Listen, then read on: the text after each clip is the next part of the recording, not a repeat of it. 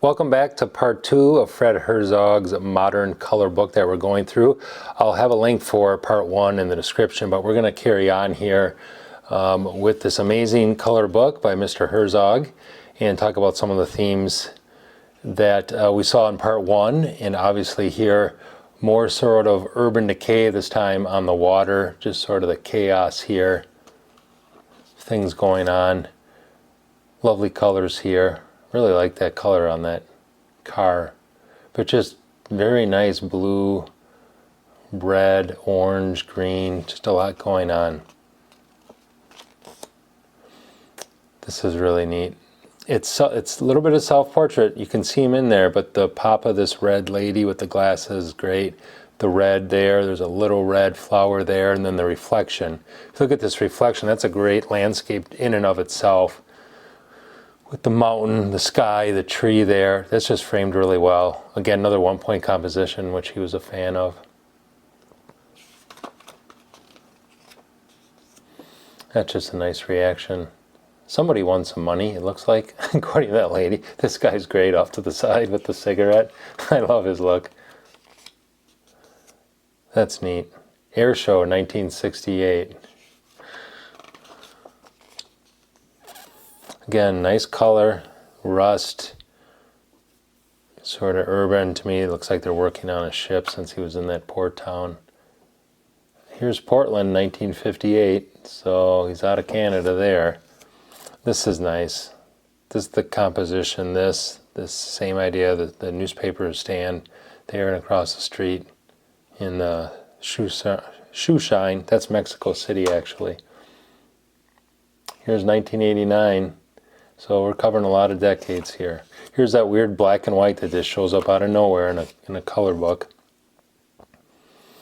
Some guy spotted him. Every street photographer, I think, has had that happen. It's happened to me.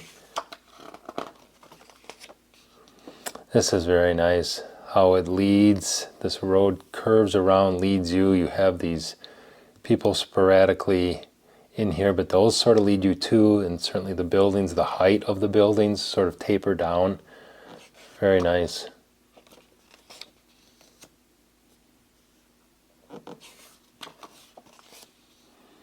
Really nice. Now, again, I'm glad they did this. They put these on the same layout, consecutive pages here. You open the spread up and you see this and this. The same corner, just shifted a little bit in composition, but that same, low sun, the reflection coming off of that, causing that shadow in both the pictures. Nicely done. Black and whites again. More interesting color. Again, here's that. We've probably seen this before, this busyness here, just a different angle.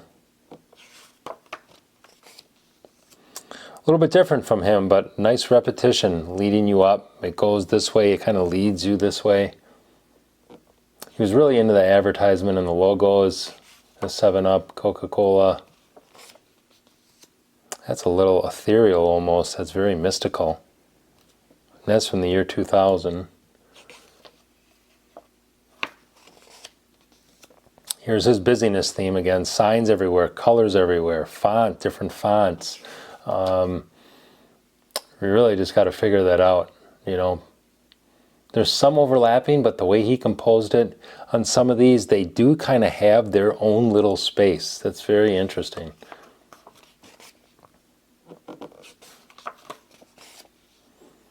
Some more harbor stuff. Another black and white. Some nice colors here. Usually he had a lot of drab stuff on his water, on his port stuff, but that's nice and colorful. That's nice. I like this right here. He's got the L in here. Here's some for you old camera aficionados. There's a couple old cameras in there. This is nice. And I really like this. You got the legs up there. The staircase, the textured, the weathered colors and texture on there, really nice. Here is sort of the busyness that he usually has on the streets, but it's one window. Like we've all seen those thrift stores or whatever, those small thrift stores where they just pack everything in there and something will catch somebody's eye. Sort of the same theme here. Here's a little Andy Warhol-ish here, right? A lot of repetition. That's neat. There's the Grand Canyon, 1984. Here's a little spot news, as we'd say in the photojournalism world, the fire. Capture all the people watching it. This is neat. I like the fact that this guy must have known, hey, there's some guy with a camera, and he managed to, and this is a little lower, like he's, I don't think he's holding this up to his eye, and I don't think he's sitting down in the rain. It'd be very interesting to hear the story behind that. Now, this is one of my favorite shots, and I had to look at this a few times. I went through this book a few times, and only the last time I went through this did I notice that this purse and the lady, this looks like a face in here. Like the thumbs are the eyes, here's the nose is the crease in the purse, the handle is the mouth, and I don't know if he saw that or not, but about the third or fourth time I went through this and I was really poring over these images, that almost jumped out at me. That was great. I love that. Man in Bookshop, 1958. Here's Man in Tabloids, 1966. Another one point compositions straight into windows, straight into shops and stores. Guy works in the magazine stand. Man with cane. Here's nice more roads that lead as he's done, and the color of these houses or these buildings really nice.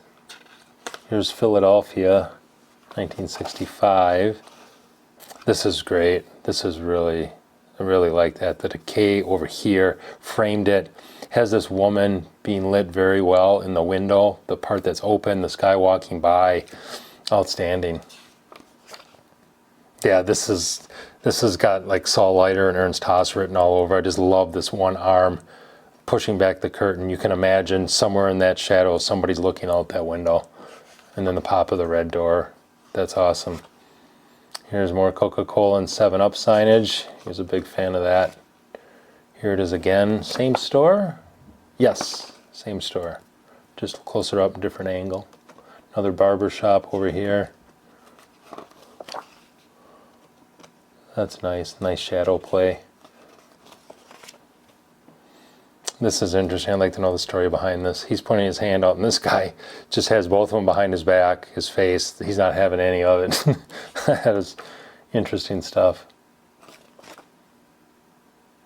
This is nice. Here's one where it's a little almost street portrait, you know, in their environment, person in their environment sort of shot. I remember doing that in photojournalism class in college.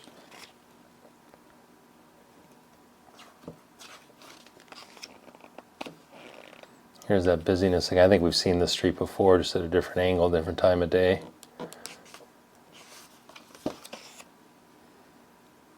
This is interesting here.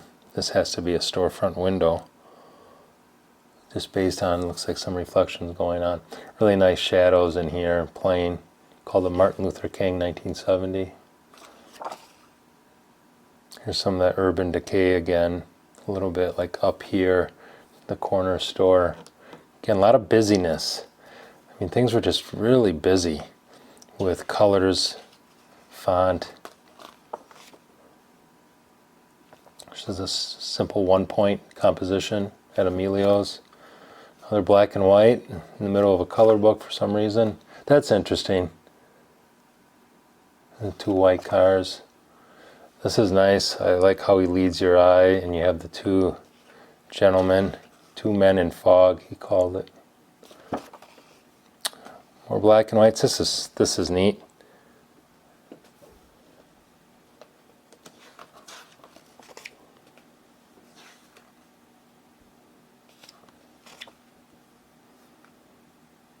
Again, now I'm starting to think maybe he saw some of this. I mean, it almost looks, again, 2 eyes and a nose, and I don't know if he's seen. That's the second time that's kind of hit me. This is neat. He put the pink color the only really bright colored thing in the middle between these two.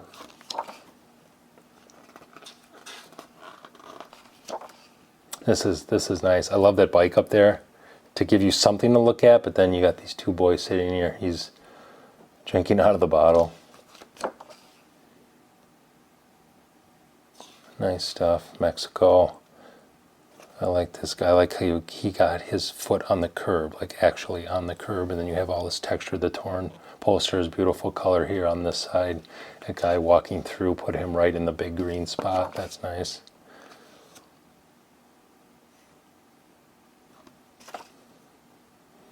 Really nice repetition here. You can see a lot of the architecture being the same, but you know, having the sky and these mountains here sort of overlooking this residential area.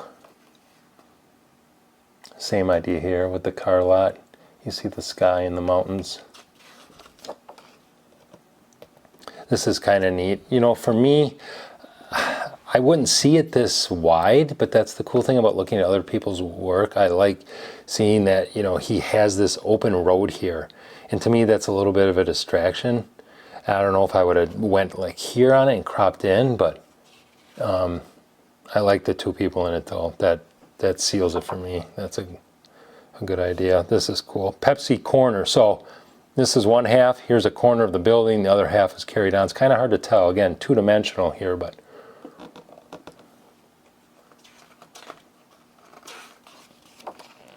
some more really nice textures and colors. Here's a really vibrant one. What year was that? 1967 on this Pontiac one. I love the fact that there's people in that window. It's more of that urban decay stuff with the car.